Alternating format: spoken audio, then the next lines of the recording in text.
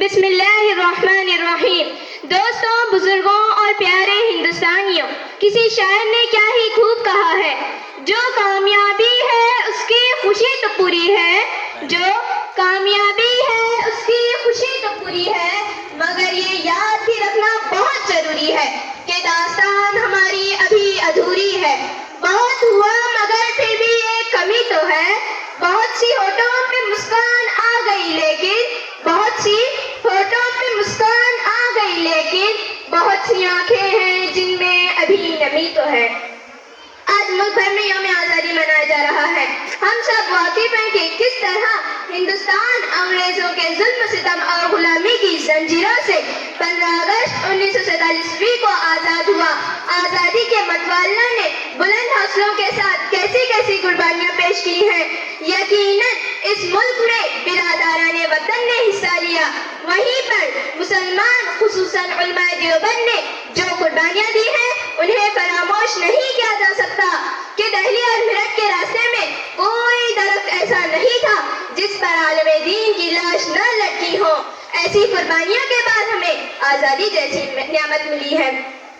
عاشقان وطن اپنی جان دے گئے، عاشقان وطن اپنی جان دے گئے، عظمتوں کا ہمیں آسمان دے گئے۔ ہر غلامی کی زنجیر توڑ کر، ہر غلامی کی زنجیر توڑ کر ہمیں آزاد ہندوستان دے گئے۔ حضرات، اسلام ایک ایسا سماج قائم کرنا چاہتا ہے جس میں ہر شخص کو آزادی حاصل ہو، غور و فکر کرنے کی، اپنے لیے کوئی طریقہ زندگی اختیار کرنے کی، اپنی جان و مال اور عزت و آبرو کی حفاظت کی۔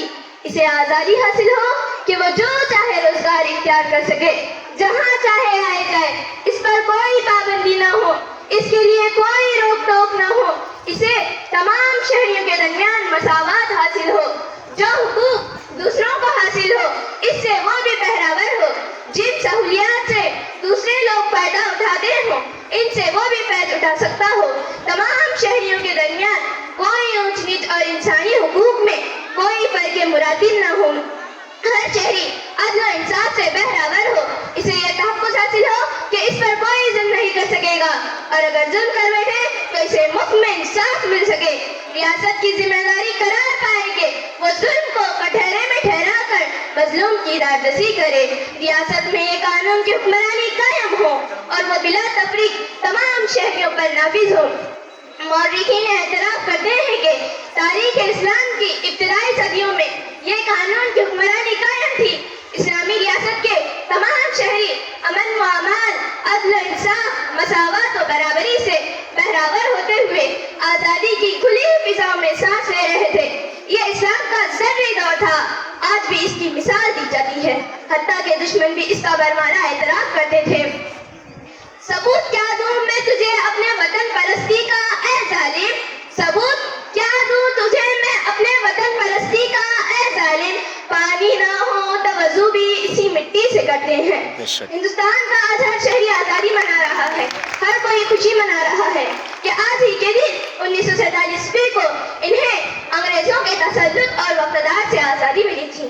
ان کا جشن آزادی منانا اور خوشی کا اظہار کرنا بجا ہے، صحیح ہے، درست ہے، لیکن انہیں چند لمحے ٹھہر کر سوچنا چاہیے، کیا وہ واقعی میں آزاد انسانوں کی طرح جی رہے ہیں؟ کیا ہندوستان کے تمام شہریوں کو آزادی حاصل ہے؟ خوف سے، بھوکمری سے، عزت و وقار کی پامالی سے؟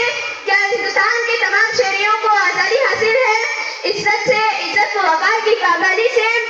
کیا یہاں کے ہر شخص کو یقین ہے کہ اس پر کوئی ظلم نہیں کر سکے گا تو وہ قانون کے شکنجے میں آئے گا اور اپنی سزا پائے گا؟ کیا اسے یقین ہے کہ ملک کی شہری سہولیات سے فائدہ اٹھانے میں اسے دیگر شہریوں کی طرح برابری کا حق حاصل ہے؟ اگر نہیں تو کیسی آزادی اور کیسا آزادی کا جشن؟ ابھی تک پاؤں سے چمٹی ہے زنجیریں غلامی کی، ابھی تک پاؤں سے چمٹی ہے زنجیریں غلامی کی، دن آ جاتا ہے لیکن آزادی نہیں آتی۔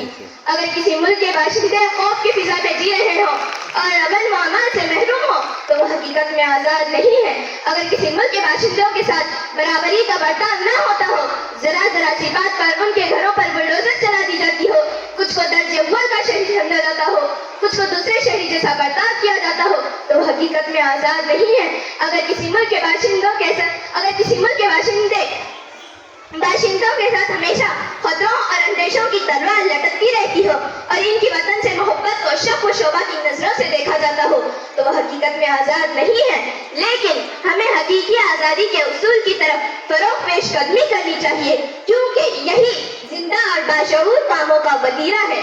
رونے والوں کی ہنسی کو پہلے واپس لائیے, رونے والوں کی ہنسی کو پہلے واپس لائیے, شوق سے پھر جشن آزادی مناتے جائیے. یوم آزادی دراصل خود ساختہ احتسابی کا دن ہے.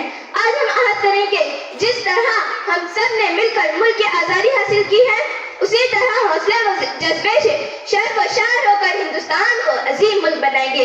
اتنا کہہ کر میں ایک شعر کے ساتھ اپنی جگہ لینا چاہتی ہوں. چل کر فرنگیوں کی پالیسی پر قدم بقدم, چل کر فرنگیوں کی پالیسی پر قدم بقدم, ظالم کرنا چاہتے ہیں ایک نئی تاریخ رقم. اب بھی جاری ہے وطن میں ظلم ستم, اب بھی جاری ہے وطن میں ظلم ستم, جشن آزادی منائے تو کیسے منائے ہم. جے ہند. ایمن